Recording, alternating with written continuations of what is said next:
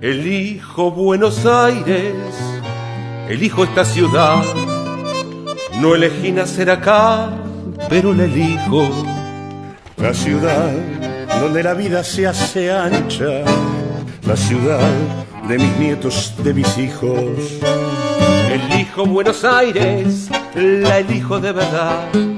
Por eso es que le canto esta canción. No quiero ser guarango, por eso canto el tango con la voz y con el corazón.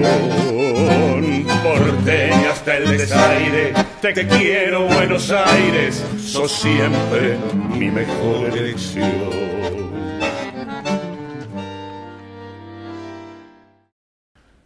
Estamos comenzando nuestro segundo programa de Elijo Buenos Aires, esta producción del Instituto de Pensamiento y Políticas Públicas, y la intención nuestra es tratar de conversar, de reflexionar sobre el momento político de la Argentina.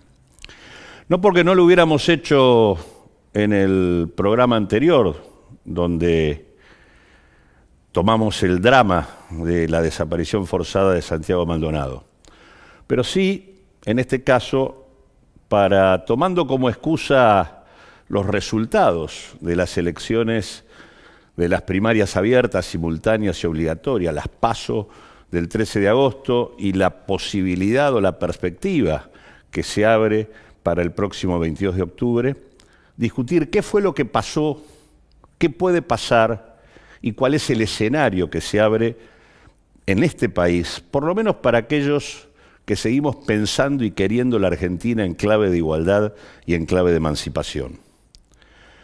No lo vamos a hacer solos, nos van a ayudar dos amigos. Por un lado, Maristela Svampa, socióloga, escritora, investigadora del CONICET, autora de una cantidad muy importante de textos que evalúan, que profundizan la discusión sobre las distintas experiencias progresistas de América Latina. Y por otro lado, Ariel Penisi, docente, licenciado en comunicación, editor de la editorial Cuadrata, de la editorial Autonomía, compañero nuestro de andanzas del Instituto de Pensamiento y Políticas Públicas. Con ellos dos, la intención es ver un poquito qué nos depara este escenario que está transitando la Argentina.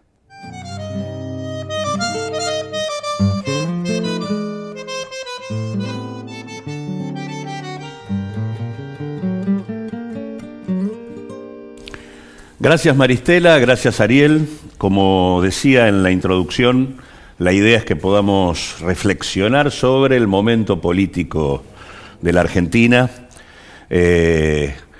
con dos ejes, ¿no? Lo que pasó en las PASO, lo que puede pasar en octubre y cuál es el escenario político que se abre, sobre todo para quienes, como nosotros, pensamos la Argentina en clave de igualdad, en clave de cuestionar las formas de dominación o de opresión. Sobre qué pasó en las PASO, quiero compartir con ustedes rápidamente tres cuadros que los mostramos acá en cámara. El primero, en realidad, nos muestra los resultados de la elección PASO, nos muestra a Cambiemos consolidada como una primera minoría, como fuerza política en la Argentina, con un 35% de los votos. En segundo lugar, la experiencia de lo que sería el justicialismo kirchnerista, en torno a Cristina, con aproximadamente el 22% de los votos. Hay un cambio sustantivo en el tercer lugar respecto a lo que había ocurrido en el 2015. En realidad Massa no ocupa el tercer lugar lo va a ocupar ese agregado que todavía no tiene un liderazgo claro, pero que sería algo así como la Liga de Gobernadores del Partido Justicialista, no kirchnerista. El cuarto lugar para Massa, que pierde una cantidad muy importante de votos, y el quinto para el Frente de Izquierda y de los Trabajadores. El segundo de los cuadros, en realidad, lo que hace es una comparación entre lo que son las PASO del 2017, del 13 de agosto, y las PASO del 2015. Ahí se ven cosas importantes. La primera es que si ya habíamos tenido una sorpresa política importante en el 2015, donde una fuerza de centro derecha, articulada claramente con el poder económico, logra consenso electoral, bueno, en el marco de un proceso que implicó ajuste, deterioro en las condiciones de vida de la población, en realidad Cambiemos crece 1.600.000 votos aproximadamente entre una elección y otra. La segunda fuerza es Cristina, el kirchnerismo. Hay una caída importante de votos, pierde 3.700.000 votos aproximadamente. La tercera cuestión, los más castigados, es el acuerdo de Margarita Stolbizer con Sergio Massa. Ellos juntos habían obtenido en total el 23% de los votos a nivel nacional en el 2015, bajan al 7,7%. Ahí hay un acuerdo político que claramente no tuvo éxito. Y hay sí un crecimiento del Frente de Izquierda de aproximadamente un 18%, 130.000 votos más que los que tuviera en la elección del 2015 pasados. El tercero de los cuadros, en realidad, lo que nos muestra es que el crecimiento importante de Cambiemos se dio fundamentalmente en dos provincias. Casi la mitad de ese crecimiento tiene que ver con la provincia de Buenos Aires y la provincia de Córdoba, y en particular en la provincia de Buenos Aires, donde suma 500.000 de votos más que los que había tenido. Prácticamente el 70% de esos votos son en el segundo y en el tercer cordón del conurbano bonaerense. Es decir, crece a expensas de Massa e incluso en algunos casos a expensas de pérdida de votos del kirchnerismo. Quizás dos cuestiones que vale la pena señalar es que se sostiene en el 2017 la fractura del Partido Justicialista. Esto ya había pasado en el 2015, se mantiene en el 2017. En la provincia de Buenos Aires hay 3 opciones del Partido Justicialista. Está el caso de Massa, está el caso de Randazzo y está el justicialismo que encabeza Cristina. Y el otro elemento importante es que el Cambiemos crece, pero fundamentalmente lo que crece es el PRO, porque en realidad es el PRO el que se consolida en la provincia de Buenos Aires, es el PRO el que se consolida en Córdoba. Recordemos que en el 2015 la figura importante en Córdoba había sido Aguad del radicalismo, hoy es Baldassi el que se lleva, digamos, este crecimiento en votos que tuvo Cambiemos. Así que uno podría decir allí que del mismo modo que hay una fractura del Partido Justicialista, también lo que hay es una suerte de crecimiento del PRO a expensas del radicalismo, absorbiendo en gran medida al radicalismo. Así que bueno, esto como descripción de qué pasó en las PASO. ¿Qué piensan que puede seguir pasando en octubre? Bueno, no sé, sí.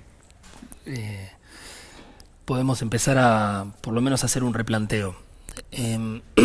Se viene hablando de las condiciones objetivas asociadas a los escenarios electorales, ¿no? Se viene diciendo que hay grupos socioeconómicos, clases sociales que son definidas por rasgos históricos, por prácticas concretas, por proveniencias, etcétera, y que lo que produce sorpresa es el hecho de que los sectores que fueron favorecidos por el pacto del consumo, como conversábamos antes con Maristela, se ven en una situación en la cual forman parte, digamos, del volumen electoral del espacio de Cambiemos, del espacio del PRO, digamos, ¿no? Y que entonces estarían en alguna medida contradiciendo sus intereses. De vuelta, eso pensando en clave de condiciones objetivas. Pero yo me pregunto también cuál es la base de sustentación subjetiva que estaría moviéndose en esta dirección, digamos. Y es en ese sentido que tenemos que, me parece, que tomar en cuenta otros elementos, digamos, ¿no? Es decir, fuerzas, flujos anímicos y en alguna medida, bueno, expectativas, aspectos aspiracionales. Es decir, ahí hay me parece que un registro para intentar explicar, por lo menos, asumiendo cierta perplejidad como punto de partida. Me parece que ese es el otro giro que nos debemos también. A veces las categorías con las que pensamos no resultan del todo productivas, y entonces a la altura de esa perplejidad nos debemos dos cosas. Por un lado, sumergirnos en un registro de la experiencia colectiva que no necesariamente se deja definir por la idea de que hay unas condiciones objetivas que tienen que ver con el bolsillo y con ciertas condiciones de vida en términos de reproducción, digamos, de la vida, ¿no? Y por otro lado, nos debemos también una imaginación política a la altura de esa perplejidad. Entonces, esas dos cuestiones me parece que son importantes a tener en cuenta. Y después, bueno, lo que conversábamos antes también tiene que ver con algo que llamaría fascismo ambiente, y que, de vuelta, tiene que ver con el deseo de normalidad, lo llamaría de esta manera. Con una frase que nosotros, cuando publicamos un libro sobre los linchamientos en el 2014, veníamos ya refiriendo, la idea de tranquilidad, que ahora recién la incorpora ya Cambiemos en su campaña, donde una chica aparece frente a la cámara diciendo: voto Cambiemos porque quiero estar tranquila, ¿no? Esto es incorporado ahora ya en términos oficiales a la campaña, pero es algo que viene trabajando por abajo, digamos, ¿no? 2001 es un momento de irrupción donde, entre otras cosas, se manifiesta un gran descontento colectivo. Y el descontento es un fenómeno y una fuerza ambigua y ambivalente. Y bueno, ¿qué quiere decir esto? Que se disputa. Bueno, y me parece que ese deseo de normalidad, que ya formaba parte incluso de la primera campaña de Kirchner, siendo ya gobierno, un país normal, con esto estoy marcando que hay una transversalidad, digamos, de ese corte.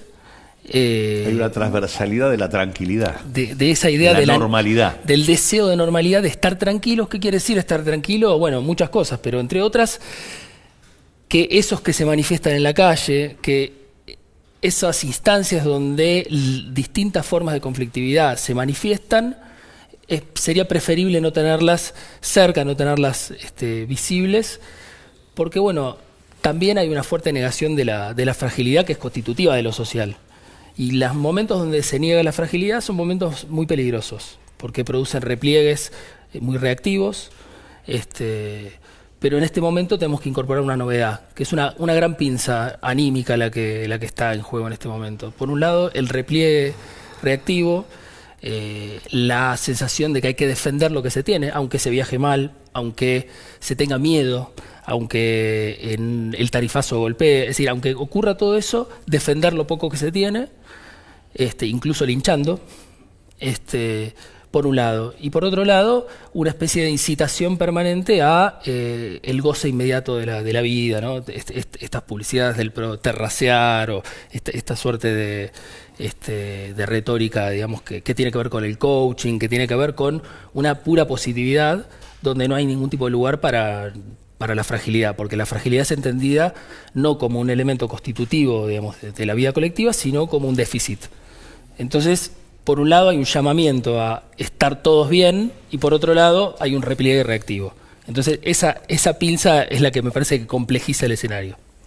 Maristela. Bueno, a ver, cuando en 2015 gana Cambiemos o gana Macri la presidencia, uno podría decir que en definitiva hubo muchos argentinos que confundieron alternancia con alternativa.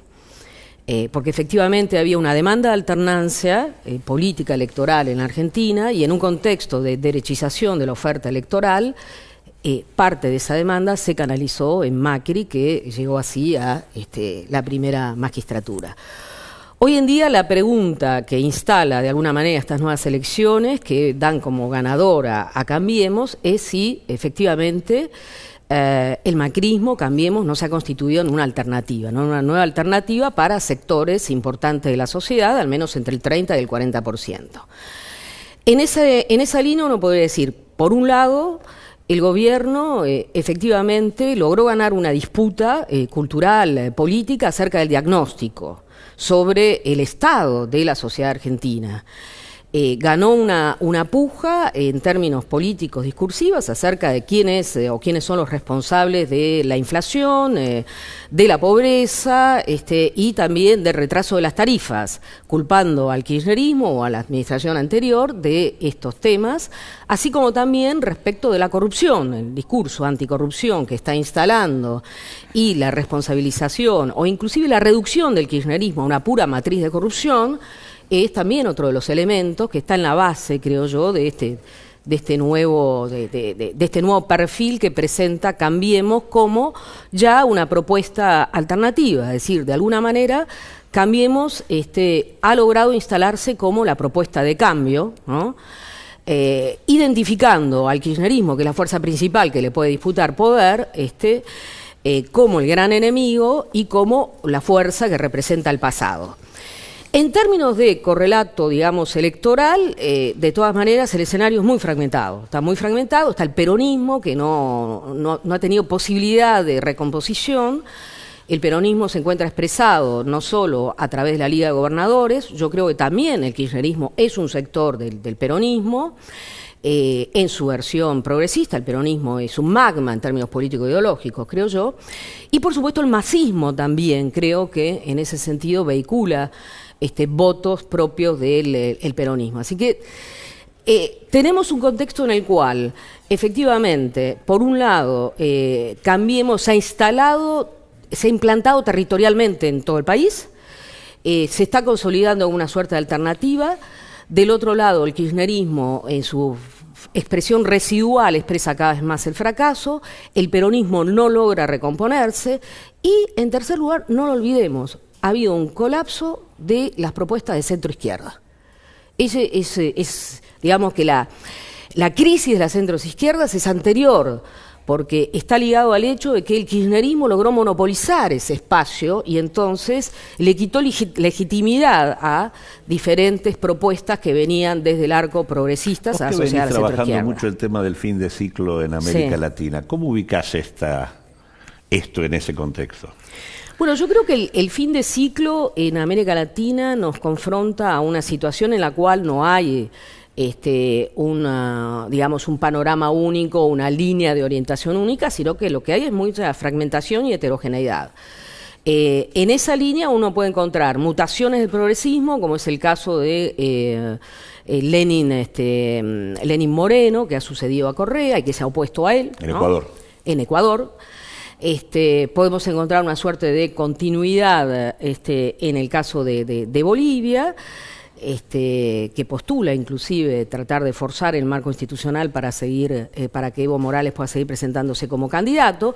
Pero bueno, ahí tenemos un panorama que nos presenta líneas de continuidad y tenemos aquellos países donde se han instalado claras rupturas, orientándose hacia la derecha, hacia versiones más ligadas a gobiernos conservadores y neoliberales, como el caso de Brasil y Argentina. Sin embargo, yo siempre subrayo la diferencia entre uno y otro, porque efectivamente la asunción de Cambiemos no es producto de un golpe parlamentario, sino que es producto de las elecciones, es producto del voto democrático y de los grandes errores que cometió el kirchnerismo, sin duda, ¿no? Que creó a este candidato, que le dio vida inclusive, que se convirtió en una suerte de aprendiz de brujo con respecto a Cambiemos. Entonces, en esa línea creo que efectivamente estos dos gobiernos, Brasil y Argentina, representan, ¿no?, este giro hacia la derecha, que por un lado está dando cuenta de un contexto de regresión de derechos, ¿no?, mucho más Brasil que en el caso de Argentina, pero probablemente el contexto posteleccionario de la Argentina sea el momento de la aplicación de una serie de medidas que pueden ir en esa dirección, como por ejemplo una reforma laboral, y por otro lado también son gobiernos que apuestan a un reforzamiento del extractivismo con un avance muy fuerte de los territorios que también viene de la mano de, podríamos decir, de una avanzada represiva importante, como hemos visto acá con el tema mapuche y la desaparición forzada de Santiago Maldonado. Así que, ¿ustedes piensan que lo de Santiago, sobre todo te pregunto a vos, Ariel, puede tener algún efecto en la discusión electoral de octubre?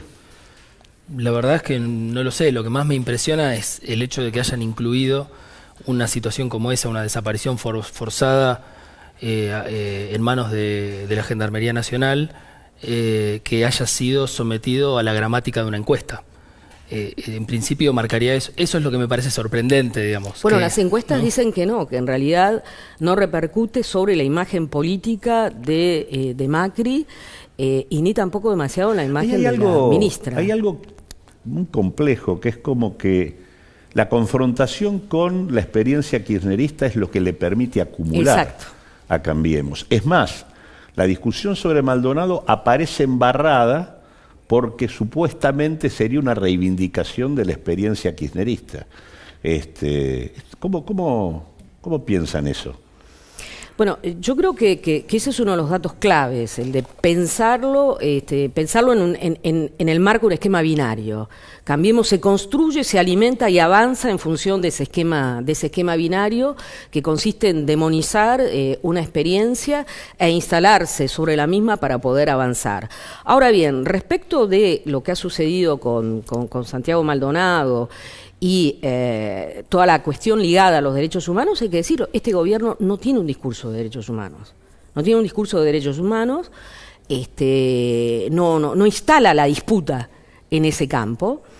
Y por eso también, digamos, tantas declaraciones escandalosas también en ese campo que nos vuelven a interrogarnos también sobre las representaciones sociales que hay detrás de esta nueva élite política que ha tomado el poder. Porque hay mucho de esa Argentina que es partícipe de ese sentido común hegemónico respecto de lo que piensa el poder sobre el mercado, lo que piensa el poder sobre la seguridad, lo que piensa el poder sobre los derechos humanos, una suerte de ADN elitista y muy reaccionario, ¿no? Que entiende el país de otra manera. Si bien, de todas maneras, creo que ahí el macrismo se ha encontrado con una resistencia fuerte de la sociedad porque en la sociedad argentina hay un consenso sobre lo que ocurrió con el terrorismo de Estado. Y es muy difícil avanzar sobre ese consenso. No está instalado un consenso sobre el reconocimiento de los derechos colectivos de los pueblos originarios. De hecho, este gobierno avanzó bastante en la construcción de un discurso antiindígena, ¿no? Pero no puede avanzar en líneas generales en un discurso crítico de los derechos humanos porque está, más allá de que se lo quiera asociar solamente al kirchnerismo, convengamos, eso es algo que no se lo puede apropiar solamente la experiencia kirchnerista. Hay demasiadas líneas de acumulación de lucha en la Argentina con un fuerte lenguaje de derechos que efectivamente tienen un discurso de derechos humanos.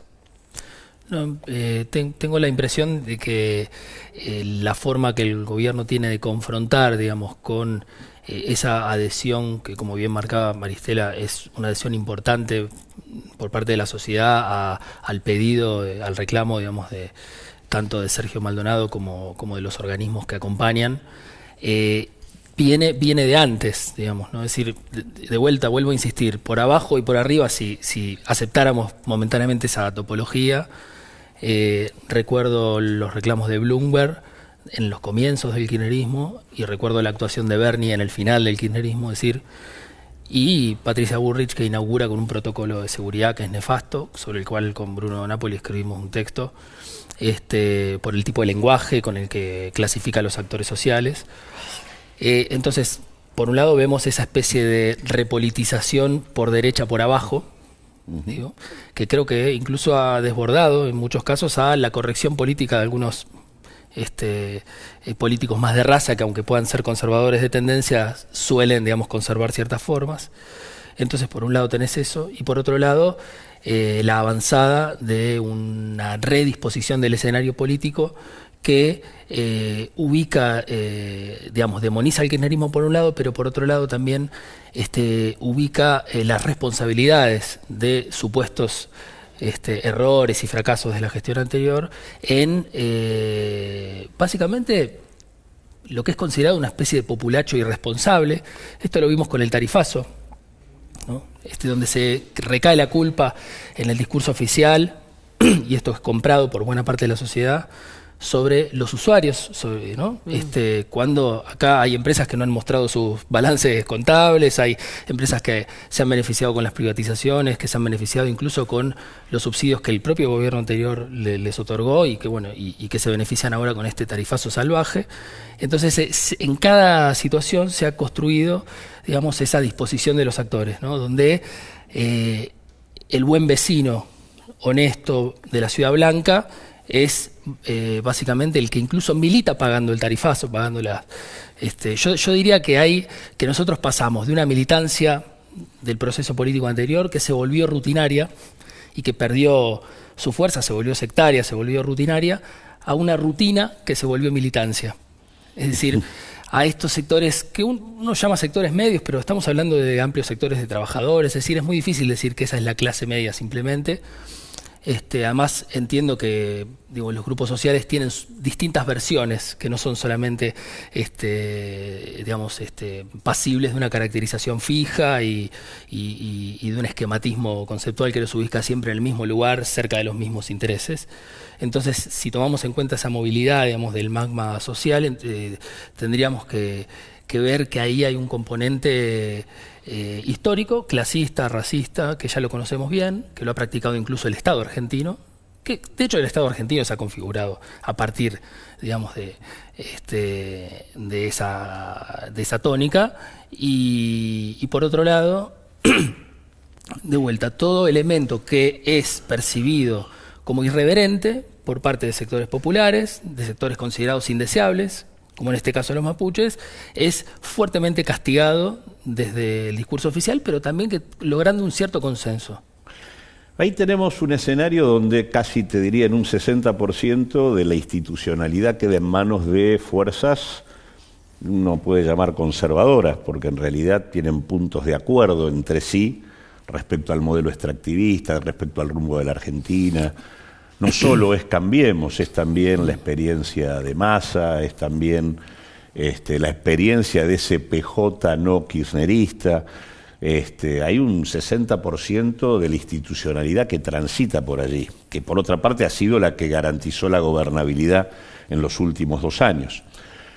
Y después nos queda un escenario donde está, por un lado, el Frente de Izquierda, por otro lado, dominante la experiencia de Cristina Kirchner, el PJ kirchnerista, y hay una ausencia, que es ese espacio de centroizquierda progresista que alguna vez existió durante todo este tiempo, que en su momento lo expresó Proyecto Sur, que en otro momento lo expresó el Frente Amplio Progresista.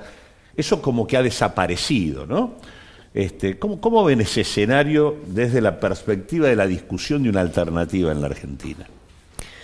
Yo creo que hay que partir de la base que la crisis de los progresismos afecta en su conjunto al espacio de las izquierdas y de las centroizquierdas. Es decir, esta crisis no solo afecta y reduce a una expresión menor al kirchnerismo, sino al conjunto de los sectores de centroizquierda que han querido construir una fuerza diferente. Estamos en un momento de gran fragmentación y en la cual esos sectores de centroizquierda no tienen tampoco muchos puentes o contactos para poder construir y dialogar con las líneas de acumulación de lucha que hay en la Argentina, ¿no? Yo pienso que en este momento el espacio progresista es mucho más rico por abajo que por arriba, en el sentido de que hay por lo menos 4 o 5 líneas de acumulación de luchas que vienen de las últimas décadas, algunos son más recientes. Por ejemplo, ha vuelto a tener un protagonismo los movimientos socioterritoriales de fuerte corte plebeyo, que además han añadido una reivindicación fuerte de la economía social, que han puesto al desnudo el tema del narcotráfico en los barrios. Estoy hablando de la CETEP, de la Confederación de Trabajadores de Economía Popular. Por otro lado está la línea de luchas socioambientales ligadas al cuestionamiento del extractivismo, de la megaminería, al fracking, pasando por el impacto que sobre todo los agronegocios con el glifosato tienen en los territorios. Bueno, eso también está muy presente, pero en la periferia, ¿no? Al menos ha tenido visibilidad nacional en los últimos años y tiene una nueva gramática política en consonancia con otras luchas en la región. Hay otra línea sociocultural, creo yo, que es la que aparece ilustrada con el colectivo Ni Una Menos, que es muy importante porque efectivamente no se cuestiona solamente al Estado en su rol, en su ausencia, sobre todo, sino además se cuestiona el modelo patriarcal como un modelo profundamente antidemocrático, ¿no? Y esa es una línea muy heterogénea que ha interpelado mucho a las jóvenes mujeres en los centros urbanos. Están los movimientos y las comunidades indígenas que han adquirido mayor visibilidad en estos últimos tiempos a raíz de los trágicos episodios que ya conocemos, la desaparición forzada de Santiago Maldonado, y que ponen de manifiesto esta fuerte incompatibilidad que hay entre expansión de la frontera del capital y defensa de los derechos territoriales. Y por último, no quiero olvidarlo, está la línea de acumulación sindical en la Argentina, ¿no?, que presenta una gran fragmentación y en la cual es muy relevante, perdón por decirlo acá, la crisis de la CTA, ¿no? La crisis de la CTA con esas profundas divisiones que en los últimos 10, 15 años han hecho de que la CTA no tenga narrativa de cambio que ofrecer y no pueda tender puentes o no pueda tender puentes con esas líneas de acumulación de lucha que hoy están en la Argentina. Así que yo creo que por abajo el país es mucho más interesante que por arriba en términos de gramáticas políticas y de luchas de lenguajes emancipatorios. Bueno, me parece que es muy importante lo que dice Maristela, porque yo creo que hay luchas y agendas. Hay un mapa entero de luchas y agendas del cual Maristela es una gran teórica y militante, que hoy tienen una potencia de transversalización que es lo único que nos puede encontrar. Nos puede encontrar en la calle, nos puede encontrar en los territorios, nos puede encontrar en los barrios, o nos puede encontrar también sindicalmente, pero tomando como premisa esa potencia transversal que tienen estas agendas y estas luchas, digamos, ¿no? Bueno, hay un mapa de luchas y agendas y la posibilidad de abrir un hueco en una experiencia institucional que hoy aparece como cerrada, pero que la sociedad todos los días dice que está bastante más abierta. Gracias por venir. Gracias. Gracias a vos.